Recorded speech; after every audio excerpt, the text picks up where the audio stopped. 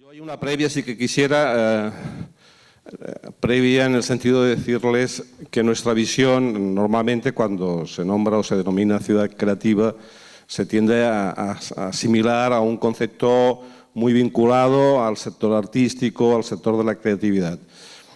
Evidentemente eso es una ciudad creativa, pero verán, y es nuestra intención a lo largo de esta interpretación, la visión que en este caso promovemos desde Fundación Creanta es una visión un poco más amplia.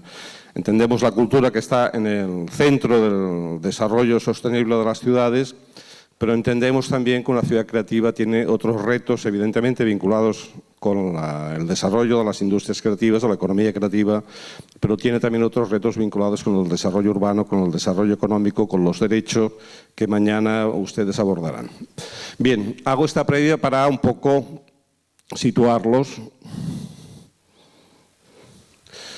Bien, me gusta, es mi pequeño homenaje a Stephen Hawking. Bueno, ya hace unos meses que nos dejó, pero bien, ahí hay una pequeña frase que sobre todo yo creo me gusta iniciar mis charlas con esa reflexión, porque es una invitación a no resignarse, con esa mirada un poco irónica que nos plantean esa frase. Es una invitación realmente a no resignarse, a hacer un mensaje sobre las potencialidades que tenemos de cambio las personas, las organizaciones y las ciudades. ¿De qué estamos hablando? De ciudad creativa, y como elemento previo siempre también no hay que olvidar, esa es el gran objeto, la razón de ser de la política pública en las ciudades.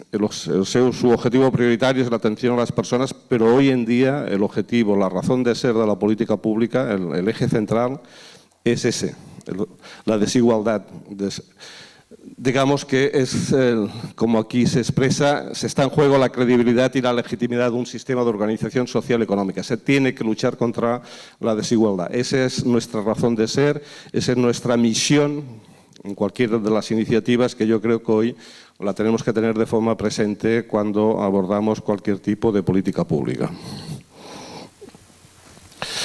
Bien, pero la ciudad creativa también es conocida por otra iniciativa, en este caso asociada a UNESCO.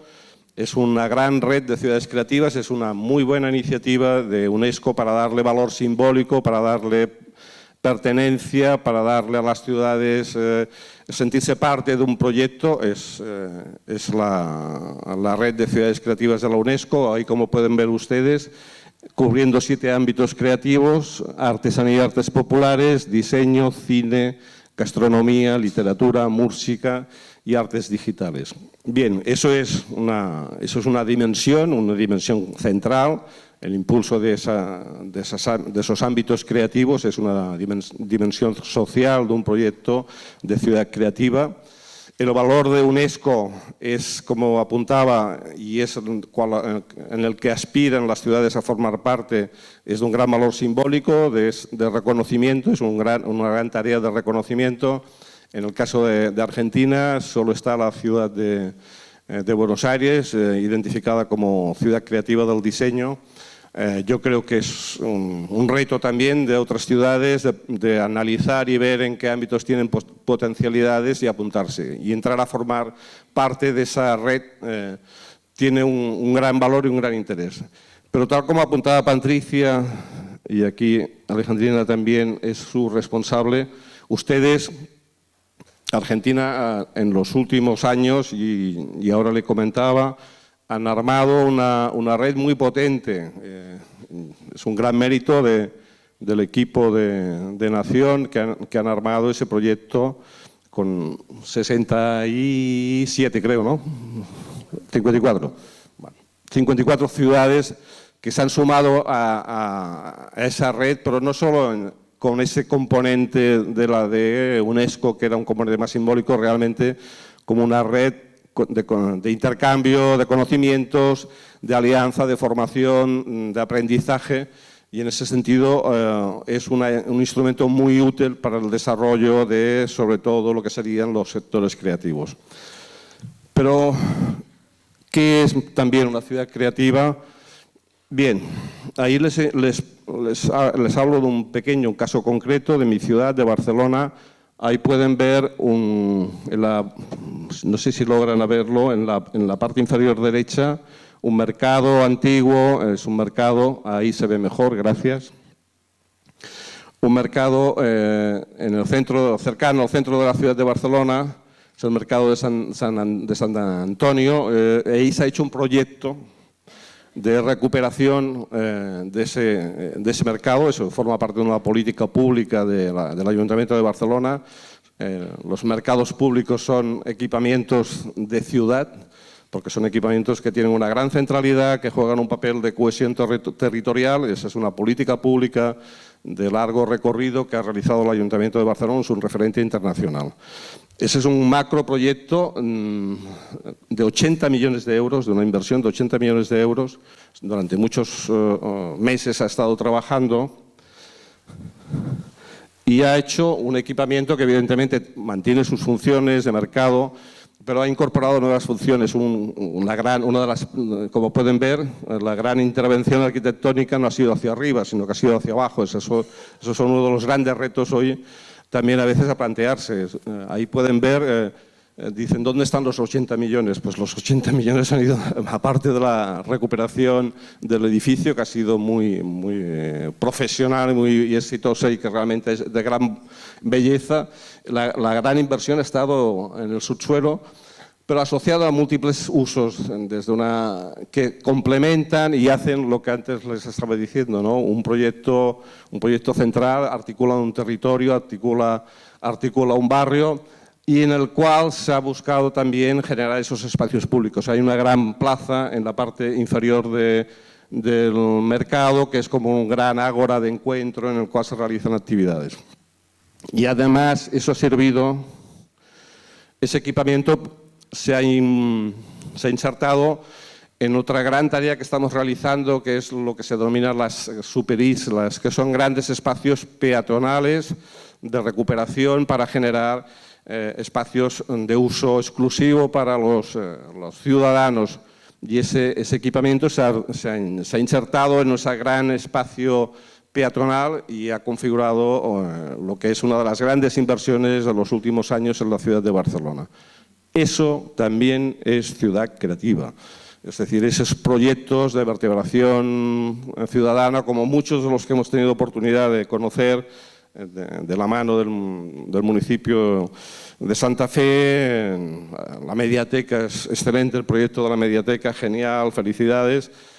Pues esos proyectos de articulación territorial, de colectividad, eso es también y muy importante ciudad creativa.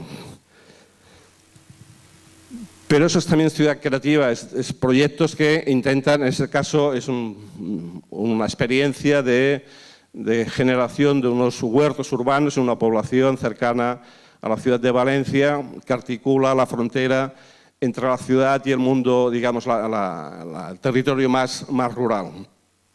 Es algo también muy simbólico, pero que también tiene mucho que ver con entender la ciudad creativa como una ciudad que también configura un paisaje urbano, que recupera un paisaje urbano, que vincula esos usos a participación ciudadana. Eso también es ciudad creativa, todos esos procesos de transformación de ciudad. Y finalmente, es otra pequeña muestra que a mí personalmente me satisface mucho, ahora les pondré el acceso, son intervenciones que realiza un grupo pluridisciplinar de artistas ubicados en Madrid que intervienen en el espacio público generando a través de sus intervenciones gráficas, generan sobre todo apropiación. Eso es una intervención en una favela y eso que ven ahí es lo que uno percibe, es una intervención que cuando tú entras en esa favela tú estás viendo belleza, te estás viendo orgullo, es un sistema que ellos utilizan. Boa mistura. les recomiendo, entren en esa web y vean qué es la tarea de Boa Mistura. Todo eso es para mostrar un poco la intencionalidad que decía al principio. Cuando hablemos de ciudad creativa tenemos esa múltiple dimensión, esa multiplicidad de acciones en el ámbito creativo, en el ámbito urbanístico, en el ámbito social. Una pequeña pausa publicitaria solo. Ese es el proyecto que estamos liderando desde la Fundación Ciudades Creativas. Ahí tienen el espacio web. Sobre todo, hagan uso de más de 200 vídeos, de ponencias, de casos prácticos que a través de nuestra plataforma pueden acceder, de ciudades europeas, latinoamericanas. Es un recurso a su servicio para poder conocer con más detalle esos procesos de transformación.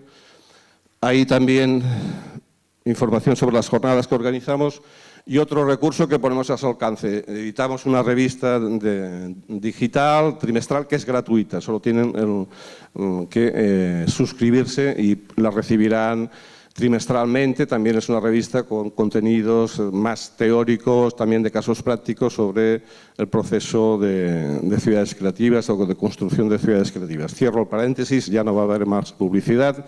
Seguimos. ¿Cuáles son las claves de una ciudad creativa? Ya hemos visto todas esas dimensiones, pero las estrategias, hay algunos temas centrales que quisiera compartirles. Y la primera tiene que ver con algo que es el relato de ciudad. Es algo quizás cada vez más presente. Cuando esto yo lo formulaba hace unos años era novedoso. Hoy en día ya está más presente a veces la necesidad de que los proyectos tengan relato, pero continúo viendo la necesidad de remarcar lo que significa el crear un relato de una ciudad. Y el gran inspirador y es el estudioso Umberto Eco. Humberto pone ahí el foco cuando nos dice los humanos somos animales narrativos, necesitamos relatos, necesitamos narración, esa es su reflexión, pero también me gusta hacer servir a Yves Saint Laurent cuando él nos dice algo que me parece importante. La moda pasa, el estilo permanece, es decir, tenemos que buscar relato, tenemos que huir de las modas y tenemos que buscar ese estilo, el estilo de cada ciudad.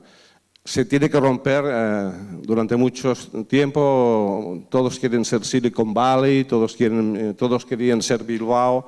No, es decir, cada uno tiene que buscar su propio proyecto, cada ciudad tiene que generar su propio relato, tiene que generar su propio estilo.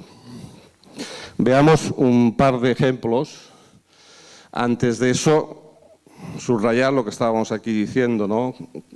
¿Cuáles las preguntas claves en ese tema? ¿Qué nos hace diferentes? ¿Qué hacen las ciudades auténticas y únicas? ¿Y cuál es la marca ciudad? Eso daría para un taller, trabajar sobre ese tema. Lo dejamos ahí, igual después pues en la charla ya nos apuntarán ustedes qué piensan esas preguntas aplicadas a Santa Fe. Bien, dos ejemplos que son muy relevantes. Cómo la cultura puede ayudar, las acciones culturales pueden ayudar mucho a construir ese relato. Eso es la ciudad de Lyon, que organiza, coincidiendo con la fiesta de la Purísima, en el 8 de diciembre, lo que es uno de los grandes acontecimientos culturales europeos que convoca a miles de personas, porque es un gran acontecimiento que transforma la ciudad de Lyon. Pero ¿cuál es su origen? Su origen ha sido, y ahí la habilidad del sector cultural en esa transformación. Lyon celebraba, coincidiendo con la Feria de la Purísima, había la tradición de poner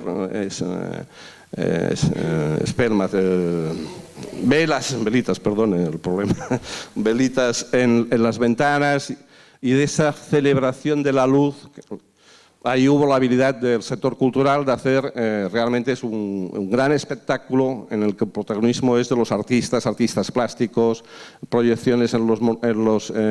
yo les invito, si algún día tienen la oportunidad de escaparse y están cercanos a esas fechas, vayan a la ciudad de León, es un gran disfrute ver la capacidad del arte para transformar una ciudad. Transforman plazas, espacios públicos, edificios, es como... con una gran capacidad y habilidad de los artistas para hacer esa transformación. Y eso ha pasado a ser, ese evento ha pasado a ser uno de los hechos significativos e identificativos de la ciudad de Lyon. Lyon se identifica como una gran ciudad gastronómica, es un destino gastronómico por excelencia de Francia, pero también está muy asociada a la celebración de la fiesta de la luz. Pero otra experiencia que les quiero compartir, esto es Jutlandia, para situarlos, es Dinamarca, está en la zona norte. Esta región se caracterizaba por tener, se caracteriza por tener un viento terrible, inhóspito, pero a veces lo que parece ser una dificultad, también hay la habilidad para darle y entender que es una oportunidad. Ellos entendieron que el viento era una oportunidad, y supieron hacer de Jutlandia un destino turístico basado expresamente en explotar esa potencialidad del viento, ¿no? Me gusta ponerlo porque es muy ilustrativo de la necesidad que a veces tenemos de saber darle la vuelta a lo que hipotéticamente es una dificultad y cómo podemos generar una oportunidad. Bien, hemos hablado del relato. Segunda cuestión, básico. Durante un tiempo hablaba solo de atraer talento. Últimamente le he puesto retener y atraer talento. Es tanto más importante retener, es muy importante atraer, pero también es muy importante retener, que el talento que tenemos en las ciudades no marche. Es un gran reto. En términos de recursos estratégicos, cuando hablamos de la economía creativa, ahí está, el talento y el capital humano como tema central y evidentemente asociado con lo que sería la creatividad, esa dimensión más de innovación. Pero vamos a ver cómo potenciar ese talento y ese capital humano.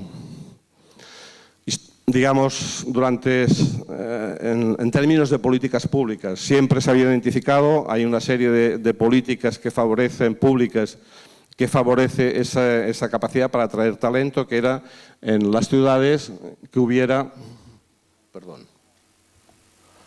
los factores hard, que son todo lo que tiene que ver con accesibilidad, infraestructuras, nivel de renta. Digamos, eso ha sido un elemento, digamos, permanente y sigue siendo permanente, la necesidad de esos elementos hard para atraer talento a una ciudad. Después se puso también de relieve la importancia de esos factores soft, el entorno residencial, una buena calidad de espacio público, unos lugares de encuentro, una tolerancia. En nuestra ciudad, uno de los elementos, y así nos lo expresan gran parte del talento internacional que se ubica en nuestra ciudad de Barcelona, es por su calidad de vida. Cuando se les pregunta, ¿ustedes por qué se ubican en Barcelona? Y una de las razones básicas es por la calidad de vida asociada a la ciudad de Barcelona. Bien, son elementos evidentemente a tener en cuenta, básicos. Pero ¿cómo se puede atraer talento? Y aquí les voy a compartir un poco sobre una tipología de diversas iniciativas en las cuales es un paso adelante, es decir, ya no es suficiente simplemente desde la política pública tener ese tipo de iniciativas, sino que también hay ciudades que identifican este tema como central y organizan iniciativas proactivas para responder, en este caso, para retener talento. Esto es una iniciativa del Ayuntamiento de Ámsterdam y es una oficina específica del Ayuntamiento de Ámsterdam que tiene como función localizar espacios desocupados de la ciudad para ubicar artistas creativos en la ciudad de Ámsterdam. Hacen esa tarea de mediación, de facilitar a precios competitivos, pero sobre todo la función de un equipo humano, ahí lo tienen, son 6 personas dedicadas a esa función. Es un ejemplo de una ciudad importante, de una gran metrópolis, Ámsterdam, pero bueno, que pone el acento que no es suficiente simplemente trabajar en los factores que antes apuntábamos, sino que también se tiene que dar un paso más allá. Otro ejemplo de iniciativa que me gusta también comentar, la ciudad de San Sebastián. Ellos habían identificado la necesidad que tenían de atraer, en el ámbito científico y de la investigación, atraer talento a la ciudad, a sus corporaciones, grandes corporaciones que tienen en su entorno industrial, a su universidad, y identificaron que uno de los problemas era tener un alojamiento, digamos, competitivo y digamos que fuera atractivo para poder ubicar periódicamente a esos científicos, a esos estudiosos, y crearon esa iniciativa que es el Talent House, que es la casa del talento que tienen ahí, la pueden ver, está muy bien ubicada. Es otra muestra también de una política pública para captar talento o para atraer talento. O nos vamos aquí a lo macro, ¿no? Como la ciudad de Nueva York intenta conseguir también para sus artistas pisos competitivos, ¿no? Porque es uno de los problemas más relevantes hoy en día en las grandes ciudades. Permítanme acabar con este capítulo del talento poniendo el acento en algo que últimamente le doy más, digamos, un poco más de relieve, ¿no? Que es el que tiene que ver con el talento asociado a la administración pública. Yo creo que es uno de los grandes retos de la administración pública, saber potenciar y no, digamos, yo creo que hay un gran reto en ese sentido de pérdida de capital humano. Por lo tanto, significan ahí una serie de medidas de profesionalización, de evitar. Ustedes están próximamente en un periodo electoral y, por desgracia, eso va a generar cambios en los equipos profesionales. Eso es un lujo que no se puede permitir en el sector público. No se puede permitir, digamos, destrozar ese talento, ignorar ese talento. Es un gran reto. Por lo tanto, profesionalización, capacidad de que esos equipos profesionales tengan continuidad. Priorizar en ese entorno de recursos humanos algo que ahí se apunta, y es internalizar la inteligencia. Es decir, lo prioritario es, digamos, esos equipos, esos profesionales con ese know-how tienen que estar dentro de las organizaciones y se tiene que externalizar. Externalicemos el trámite, externalicemos gestión fácil.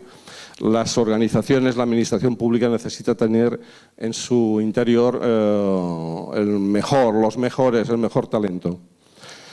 Y sin negar algo que también es importante, las propias organizaciones públicas, la visión que pueden tener expertos independientes en su gestión. Bien, segunda tarea, segunda cuestión clave, vamos a ver la tercera. La innovación es un tema también recurrente que pueden haber sentido seguro que de forma pues de manera, digamos, recurrente en charlas, pero que tampoco podemos obviar. Yo ahí les comento. Ustedes conocen el salto de altura, conocen también, sitúan un salto de altura, el que hizo el gran cambio del salto de altura. Ustedes conocen el salto conocido como Fosbury, es el Douglas Fosbury, que fue el que rompió, fue disruptivo, porque realizó una manera diferente de hacer el salto de altura. Yo no sé si ustedes saben cómo antes se hacía el salto de altura. No toda la vida se ha hecho así el salto de altura. ¿O piensan que sí, toda la vida se ha hecho así el salto de altura? No. ¿Cómo se hacía antes el salto de altura? Bien, ahí se hacía, de esa manera se hacía el salto de altura. Bueno, es una pequeña anécdota, pero que nos ilustra sobre cómo tenemos que estar incorporando de forma permanente la necesidad de ser disruptivos, cómo cambió, es decir, cómo una manera diferente de enfocar algo como es el salto de altura cambió de forma permanente esa práctica deportiva, ¿no? Bien. Innovación. Innovación tiene que ver con lo que aquí apunta. Innovar significa contacto. Y estos días, cuando hablamos, Patri, de los proyectos de equipamientos que ustedes tienen en proyecto, el Mercado de Progreso, Santa Fe Activa, tienen que ser espacios que faciliten eso, que faciliten el contacto. Eso es básico. Piensen ustedes, yo cuando estuve en mi formación universitaria, donde realmente éramos creativos, éramos en el bar, cuando estábamos alrededor de una cerveza, estábamos compartiendo. Bien, pues en ese entorno virtual en el cual estamos cada vez más metidos, necesitamos espacios físicos, necesitamos generar el contacto, porque de ese contacto vamos a realmente a ser capaces de transformar, de buscar nuevas maneras, de aprender. Y significa algo también importante, un cambio actitudinal, que yo creo que a veces me he encontrado con una cierta resistencia cultural en América Latina cuando he tenido que acompañar a emprendedores, y es la de que muchos dicen, no, es que yo he tenido una idea, y la guardan como si fuera un gran secreto, ¿no? Y yo digo, una idea no es nada, una idea no, es decir, una idea es un punto de inicio de un hipotético proyecto. Lo que tú necesitas con tu idea es compartirla, que otros te digan cómo la vean, es decir, eso la va a hacer más potente, la necesidad de tus proyectos, compartirlos. Entiendo que eso hace los proyectos mucho más sólidos y ayuda al emprendimiento. Pero también es algo importante y aprovecho de paso para recomendarles ese libro de Mariana Mazzucato sobre el Estado emprendedor, ¿no? Una de las ideas que nos dice Mariana es cómo se tiene que fomentar, cómo la necesidad de que la política pública fomente y esté llevando a cabo la innovación. Los amigos de Estados Unidos nos dicen, no, esto lo tienen que hacer los privados, ¿no? Ellos son los primeros que dedican muchos recursos públicos para fomentar la innovación y por eso están donde están. Y eso tiene que ser también importante. Tenemos que estar legitimados para reivindicar desde la política pública recursos para fomentar innovación, para fomentar algo que es muy complicado, la necesidad que la política pública entienda que tiene que posibilitar proyectos que experimenten, que se entienda que puede haber el fracaso. Eso va a ser difícil, porque es muy difícil de entender desde la política pública que un recurso no funcione, pero es que es imprescindible, es necesario. La política pública necesita experimentar, necesita hacer pilotos para innovar y necesita de poner recursos para hacer nuevas maneras de llevar a cabo la política pública. Y ahí voy a mis amigos franceses, si no sé si puedo, los franceses, ¿qué le pasa? Bien. Francia son los grandes defensores de la excepción cultural, de lo que significa la necesidad de proteger la cultura.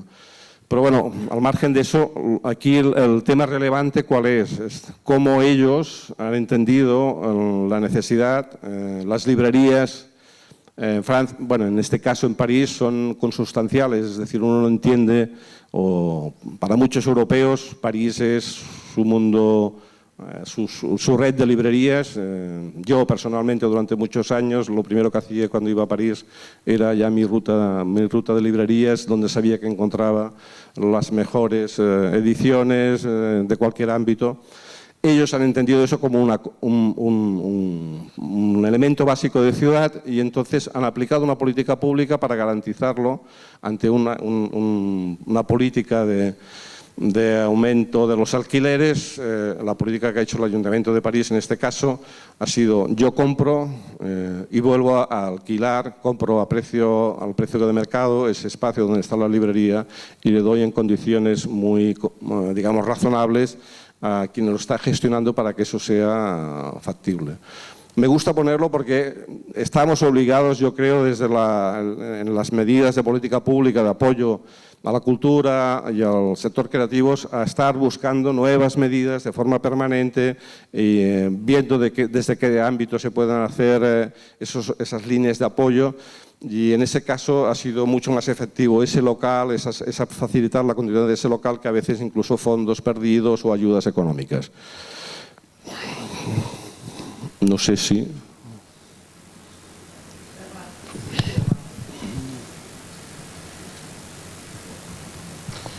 Bien, también les recomiendo, eso es un centro de arte contemporáneo, bueno, era un centro de exposiciones, es un centro ubicado en Navarra, en España, pero me gusta ponerlo porque ha sido un gran proceso de transformación radical. Es un centro vinculado a una iniciativa privada, a una fundación privada, pero han transformado lo que era un centro de difusión artística, lo han transformado en un gran centro de producción artística. Subrayo algo que pueden ver aquí y es un centro que, al margen de convertirse en un espacio de producción con una clara orientación a actividades locales, lo significativo de ese proyecto es su clara vocación de género. Es un proyecto que tiene como eje transversal una política de género, de apoyo en esa línea de producción artística, y todo su equipo de gestión es un equipo compuesto por mujeres.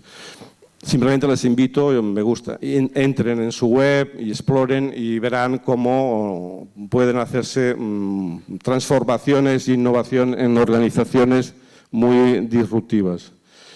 Y para acabar, en el ámbito de innovación también, otro proyecto, en este caso de Francia, ese es un gran equipamiento cultural, la Friche, que es una antigua fábrica harinera que está ubicada en la ciudad de Marsella. Es uno de los grandes equipamientos culturales de referencia. Es un equipamiento de titularidad pública, pero de gestión asociativa, está gestionado por una asociación.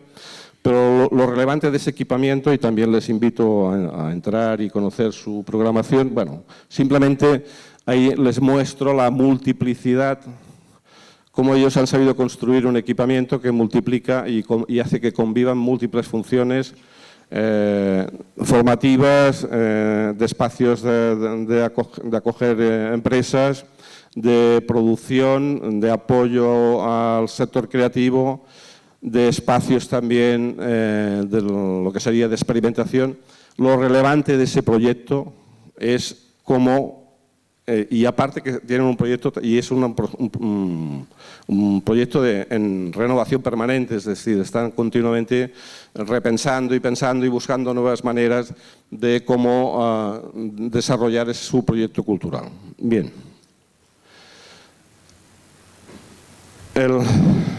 Hablábamos la primera, relatos; segundo, hablábamos de lo que sería todo el tema del talento, hablábamos de la innovación. Vamos a hablar de otro tema que es clave, que es la cultura de la colaboración.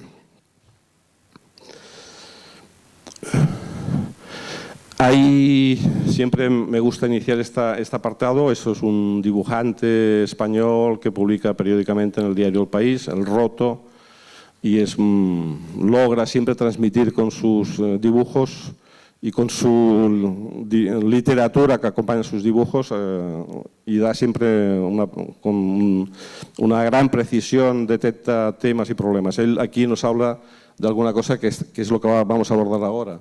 Las barreras mentales, esas sí que son difíciles de superar. Y ahora vamos a ver eso que tiene que ver con lo que vamos a comentar. Vamos a hablar de la colaboración, no vamos a entrar. Yo sí que quiero previamente situar en ese gran gráfico de lo que se entiende por gobierno abierto. No vamos a hablar de transparencia, no vamos a hablar de participación, nos vamos a introducir en lo que sería la cultura de la colaboración. No sé si alguno de ustedes ha sentido hablar del DIWO, el hazlo con otros. Es toda una cultura creciente que tiene, su finalidad precisamente es la de estimular, la de buscar la manera de que trabajes colaborativamente con otros. Es todo un movimiento que busca precisamente generar, en ese caso, en capacidad de trabajar conjuntamente con otros. Bueno, eso es toda una tendencia. Y esto ha llevado a que haya entrado y esté entrando de manera progresiva en términos de política pública. Esa es una iniciativa del Ayuntamiento de Madrid. Ahí pueden ver Levadura, es el proyecto, se denomina. Esos son 6 proyectos que se llevan a cabo en diversos centros culturales del Ayuntamiento de Madrid, Matadero, Medialab Prado, que sobre todo es un proyecto que está pensado precisamente para llevar a cabo, para desarrollar ese principio de hazlo con otros. Se lleva a cabo, son procesos que ayudan precisamente a trabajar proyectos con jóvenes a nivel infantil en la generación de productos artísticos que se trabajan de forma colaborativa. Es toda una metodología que lo que ayuda es a generar ese espíritu de colaboración. Bien, eso es una política pública que ayuda a generar esa actitud colaborativa. Insistimos, lo que decíamos antes, eso es básico en esa línea también de promover la innovación. Pero estamos hablando de innovación, pero también la colaboración significa no solo entre iguales, sino colaboración interdisciplinar y colaboración a veces disruptivas. Ese es otro proyecto que también les pongo en su conocimiento, que su propio nombre ya nos informa de su intención, Conexiones Improbables. Es un proyecto que se caracteriza por ubicar y facilitar la ubicación de artistas en empresas para trabajar conjuntamente con empresas en su proceso de innovación. Es un proyecto que ya tiene un recorrido, se ha mostrado muy exitoso, pero que ha puesto en evidencia el potencial que tiene y hay empresas que eso les ha dado un resultado transformador de acoger artistas en sus procesos de innovación. Era algo impensable, bueno, quizás mañana Roser les va a comentar también cómo los artistas pueden crear prácticas transformadoras en los centros educativos. En este caso estamos hablando de artistas en empresas. Pero eso tiene que ver también, hablamos de colaboración, pero también aquí apuntábamos algo que era importante, hibridación. Y aquí es cuando volvemos a reivindicar lo que antes estábamos diciendo, la necesidad de que desde la política pública, desde el sector público, se generen espacios de hibridación, que sea promotor de encuentros que, digamos, no son previsibles o que rompan. Y ahí tiene una tarea importante de experimentar, de ver de qué manera en un momento determinado puede ser. Nosotros hace unas semanas tuvimos una semana de la ciencia y había espacios que interactuaban científicos con el sector cultural, a incorporar y a tener en cuenta. Bien, estamos hablando de colaboración, de fomentar la cultura de la colaboración, de fomentar la hibridación, pero también vamos a hablar de la colaboración como una manera de generar proyectos, de generar empleo, de entender de qué manera generar nuevas maneras de fomentar la ocupación. Y vamos a ver después quién lo hace, pero me gusta explicar esa filosofía con un proyecto. Ahí pueden ver ustedes, eso es una gasolinera que se transforma en un cine.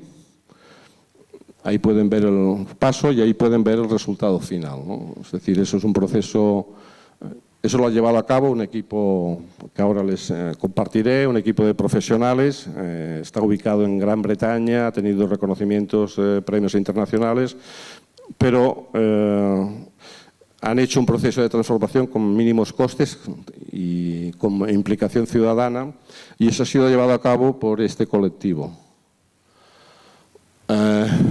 Entren en su web y disfruten, muévanse y verán múltiples proyectos como el que hemos visto, esa gasolinera transformada en un cine. Bueno, pues van a ver múltiples proyectos y, bueno, ya pueden ver las características. Es un equipo joven, muy joven, con un gran potencial profesional, pero que se caracteriza por esas tres líneas de trabajo: colaboración, reciclaje y diálogo. Esas son sus líneas de trabajo. Gente, profesionales interdisciplinares, forman parte educadores, sociólogos, artistas, evidentemente arquitectos, ¿no? Y sobre todo, subrayo lo de arriba, la parte superior, y es que es un nuevo modelo de entender el trabajo de los arquitectos, del arquitecto estrella al arquitecto guía, ¿no? Al arquitecto que trabaja con otras disciplinas y busca sobre la base de la colaboración. Un ejemplo más. También, eso es otro proyecto también, y entonces aquí les quiero compartir algo añadido, ¿no? También es un grupo de arquitectos, pero también de otros profesionales de Barcelona, que están jugando un papel muy importante en la transformación de equipamientos, pero aquí lo pongo porque me gusta subrayar lo que significa la forma de trabajar, cómo han llevado su proceso de colaboración a un formato clásico, que es la cooperativa. Estamos viviendo un proceso de recuperación de la cooperativa como un modelo de gestión profesional. Y es un redescubrimiento de las nuevas generaciones del potencial que eso significa en términos de generar proyectos de empleo, de la suma de profesionales, y por lo tanto a tener en cuenta. Y yo creo que Argentina, con la tradición mutual que tiene, ustedes tienen que ponerse, los jóvenes que están hoy aquí acompañándonos, pónganse en el horizonte esa manera de generar proyectos compartidos, de generar ocupación sumando. Y eso, digamos, lo hacen los arquitectos, pero no son los arquitectos. Esa es una de las grandes, actualmente, es una de las grandes iniciativas artísticas surgidas de Barcelona. Curiosamente, esa compañía, la agrupación Señor Serrano,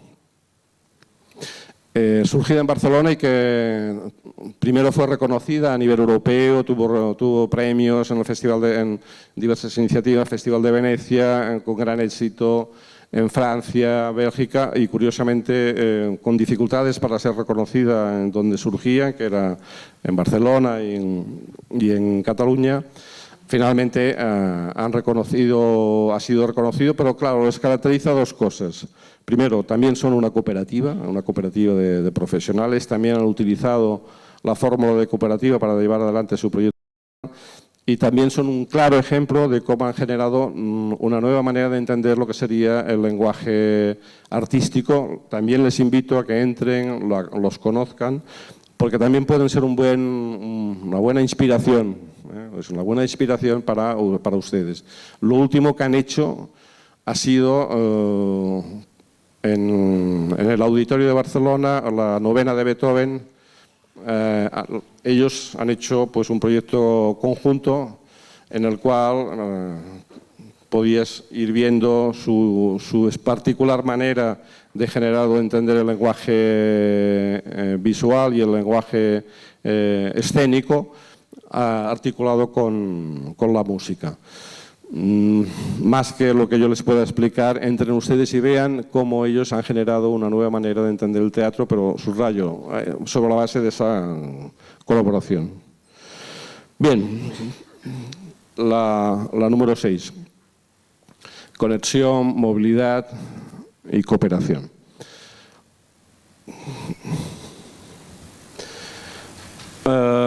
Siempre me gusta empezar lo que son ciudades nodo, ciudades nido. La ciudad nodo son aquellas que tienen una gran capacidad de relación, y las ciudades nido son esas que están mirando más al interior. Hago una pequeña encuesta a ver si me quieren colaborar. Les pregunto, Santa Fe, ¿quién piensa que es ciudad Nodo, ciudad que articula, que crea relación. Ciudad nodo, ¿quién cree que es ciudad nodo? A ver. Bien pensado, están bien pensados. Sí. Ciudad nido es una ciudad que mira hacia adentro, es una ciudad que no tiene relación. ¿Quién cree? No sabe, no contesta, hay unos cuantos. Pero en términos de perspectiva, la percepción es que Santa Fe tiene una capacidad de relación, de conexión. Eso es central. Eso, para cualquier proyecto de desarrollo de una ciudad, la capacidad de conectarse, de crear redes hoy en día, eso es fundamental. Bien, después del ejercicio, apuntar dentro de esas conexiones, redes que a veces no valoramos suficientemente. El componente de una persona que está nacida en una región a tener en cuenta es un factor siempre a valorar y a tener en cuenta en cualquier proyecto cultural o de ciudad. Ver si estudias la ciudad, la proximidad a los amigos, las redes profesionales, bueno, todo eso es casuística, lo que quiere poner de relieve el factor personal también para generar esa red de contactos en cualquier proyecto de ciudad o proyecto cultural.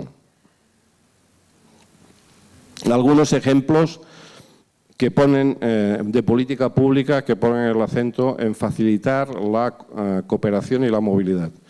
Es un claro ejemplo, una gran suerte para nosotros los europeos, ese programa de la Unión Europea que se denomina Europa Creativa, que tiene por finalidad, se basa sobre la base de la cooperación entre diversos proyectos, como condición, como requisito, tiene que tener un mínimo de 3 países participando en un proyecto y se basa también en que siempre se valora, y es un tema central, facilitar la movilidad de profesionales. En la jornada que tuvimos en Buenos Aires, la Cumbre de Cultura de CGLU, habló la representante de una asociación civil, una asociación de Culture Action, que es toda una asociación que agrupa grandes organizaciones culturales de la sociedad civil, y ella nos explicaba cuáles eran las 3 prioridades sobre las cuales van a trabajar y quieren trabajar. Nos dijo, vamos a trabajar y queremos promover la necesidad de facilitar la movilidad. Queremos trabajar sobre todo también con un tema central y es poner visibilidad a la precariedad en el empleo cultural. Hay una gran precariedad en el empleo cultural y eso forma de su agenda. Y el tercer tema tiene que ver con fomentar la libertad de expresión artística y la libertad de expresión en general. Pero en su agenda la movilidad es un tema central. Bien, Europa Creativa es una iniciativa que lo favorece.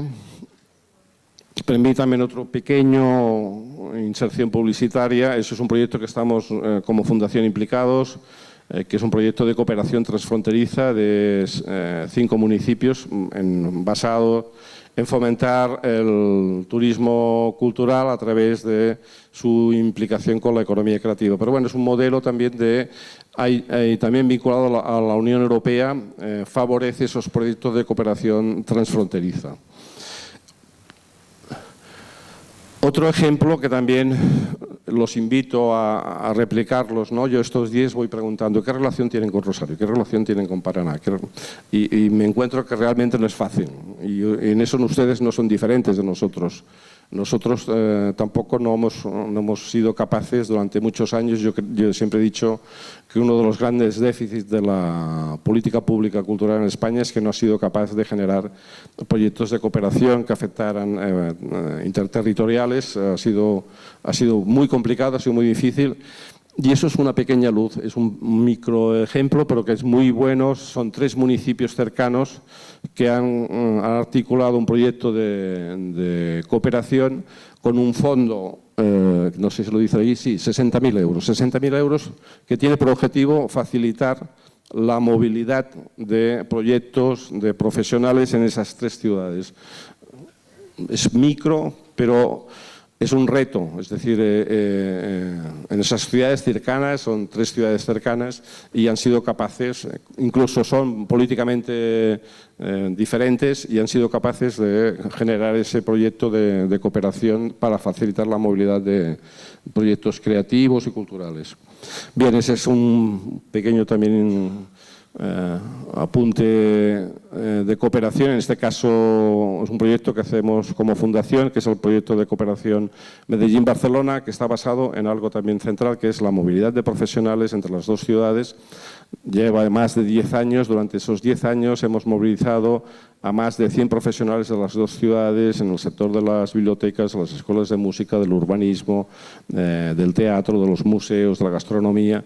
Es un proyecto que tiene recursos públicos, pero con gran implicación de la sociedad civil. Más de 100 instituciones de las 2 ciudades han participado. Es un claro ejemplo de cooperación permanente, de movilidad de profesionales entre 2 ciudades, liderada desde la sociedad civil, que en este caso somos nosotros, la Fundación.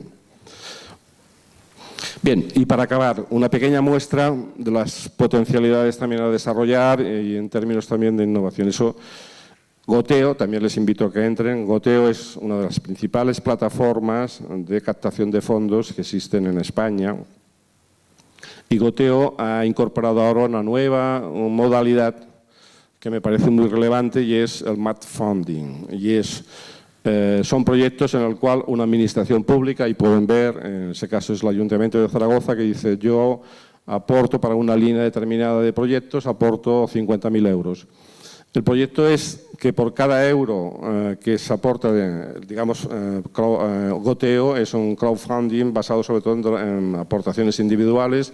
Aquí lo significativo es que se dice no, por cada euro que se reciba de donación individual, en este caso la administración pública dice yo aporto otro euro.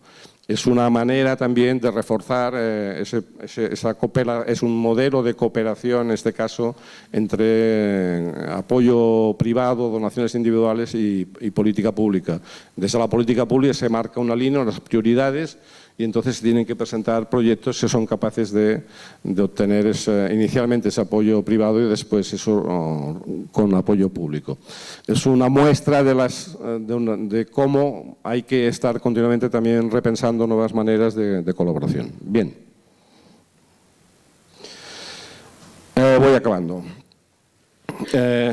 Esta última es un poco como es una reflexión que tiene vocación de ser frontera con la sesión que mañana se va a realizar sobre derechos culturales y que tiene que ver con algo que yo creo que hemos de estar de forma permanente atentos porque es uno de los grandes retos de política pública y uno de los grandes retos sociales. El derecho aquí hablamos del derecho de la educación al derecho al conocimiento. Una previa, tal como aquí se expresa, el derecho a la educación va más allá de la escuela, es un derecho reconocido, evidentemente es indiscutible, sobre todo por aquí hay que subrayar lo que se apunta, no hay que circunscribirlo solo a la escuela, ese derecho a la educación es mucho más amplio, son otro tipo de ofertas de política pública a llevar adelante, pero no es el tema central que les quiero comentar, lo que sí que quiero comentar es vamos a poner, eso está indiscutible, el derecho a la educación está ahí centrado y forma parte básica de la política pública. Lo que quiero es poner el foco en el derecho al conocimiento, que significa, primero, luchar contra el monopolio del conocimiento. Es decir, hoy en día son grandes corporaciones que son las que están controlando toda una serie de datos que nosotros de forma altruista y a veces sin ser estamos facilitando y están generando, realmente son grandes corporaciones que son las que están administrando el gran capital de hoy en día que son los datos. Y bueno, eso es un problema, es una situación que nos tendría que preocupar, yo creo que nos tiene que preocupar. Desde la política pública es como una tarea titánica, intentan acotarlo. Una gran institución como la Unión Europea está intentando acotar digamos, ese control, esos monopolios que controlan nuestros datos, pero bueno, yo creo que nosotros tenemos que ser también muy conscientes de que estamos ahí inmersos y que tenemos que no mirarlo de forma pasiva, sino que tenemos que buscar maneras de que eso cambie, ¿no? Porque, como les apuntaba, hoy en día ese gran capital que son los datos, y los datos se basan sobre otro gran capital que son muy hábiles, es las grandes corporaciones, y es la de generar confianza. La confianza genera datos, y si tú eres capaz de generar datos también generas confianza, pero el tema central es evitar el monopolio. Wikipedia es un claro ejemplo de cómo se puede construir conocimiento sin estar ligados a esas grandes corporaciones. Es un proyecto generado sobre la base de trabajo voluntario y de donaciones.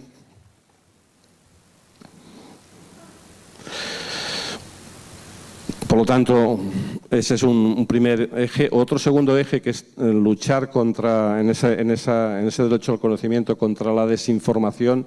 El tema de los rumores, de las noticias falsas, es un tema también a situar en ese derecho al conocimiento. Estamos invadidos por esas noticias falsas, pero también ustedes dirán, ¿y cómo podemos actuar desde la política pública?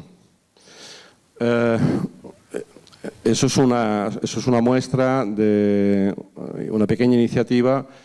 En este caso, en muchas poblaciones españolas se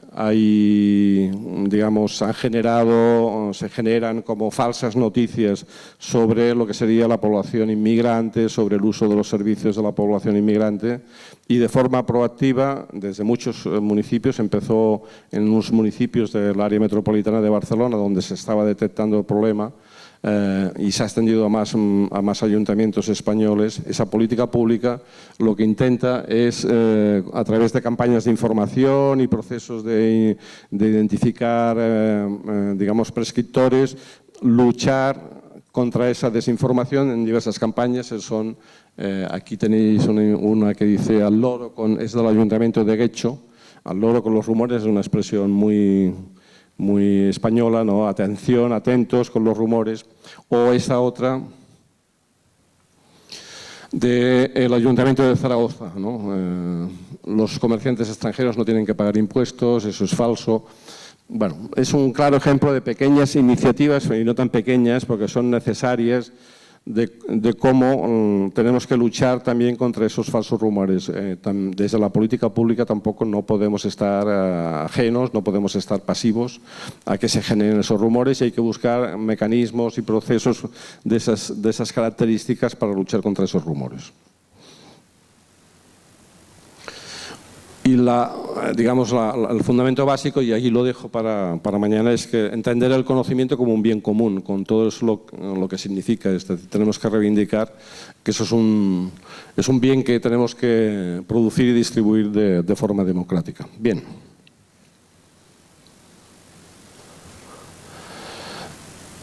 Y en ese conocimiento, ese derecho al conocimiento, poner el acento para cerrar ese capítulo sobre lo que sería la importancia de generar la formación artística en los más jóvenes, porque la formación artística les genera unas competencias que les permite tener una capacidad de hacer frente a los retos del futuro. Es la mejor formación que hoy en día pueden darse a los niños y a los jóvenes, porque les genera unas habilidades, unas capacidades que los van a hacer con más posibilidades de enfrentar el futuro. Ahí pueden ver un listado, eso es de un estudio realizado en Gran Bretaña, de las características de los escolares creativos. Son más curiosos, toman decisión con confianza, asumen riesgo, tienen tolerancia con la ambigüedad. Bueno, ahí pueden ustedes ver todos los efectos positivos de lo que significa promover escolares creativos. En resumen, situemos esos temas también, cuando hablamos de ciudad creativa, situemos esos temas de generación de conocimiento, de generación de compartir conocimiento, de defender el conocimiento como un bien común, como un tema a incorporar a la agenda pública. No está reconocido explícitamente en ninguna declaración, pero tenemos que ir construyendo de forma activa iniciativas para abordar ese problema. Bien, simplemente para ya finalizar, digamos, he preferido hacer una aproximación un poco en claves de lo que serían los temas centrales de políticas públicas. Para finalizar, esos son, digamos, el vademecum de las 8 medidas de esa política pública se tienen que impulsar. Como pueden ver, hemos abordado gran parte de ellos: la creación de red y cooperación, la educación, la incentivar el conocimiento. Hemos puesto poco, digamos, foco en la financiación, que consideraba que no era tema de abordar en detalle, la internacionalización que ya hemos comentado, la provisión de infraestructuras. Bien, eso es un vademecum de diversos especialistas que recoge los temas centrales de políticas públicas. Bien, y siempre me gusta acabar con un mensaje y yo creo que el que les quiero compartir. Todo y que ayer hubo algún participante en la charla de Jordi, cuando se habló de la apuesta por los jóvenes, dijo, y los que no somos tan jóvenes, pero bueno, yo sí que quiero poner el foco en algo que es central en términos de apoyo, poner el foco en dar no tan solo formación, sino tenemos que dar formación y responsabilidad a los jóvenes. Ese es un gran reto. Me satisface el porcentaje elevado de jóvenes que nos acompañan, pero yo creo que es lo pongo, siempre me gusta dejar esa pequeña semilla de ponerlo como una prioridad. Y ya me despido con mi amigo Hofim, con un mensaje que nos invita a no desfallecer, a tener retos permanentes. El desafío intelectual debe ser aburrido ser Dios y no tener nada que descubrir. Tenemos muchos retos, mucha tarea por hacer. Gracias, a su disposición y bueno.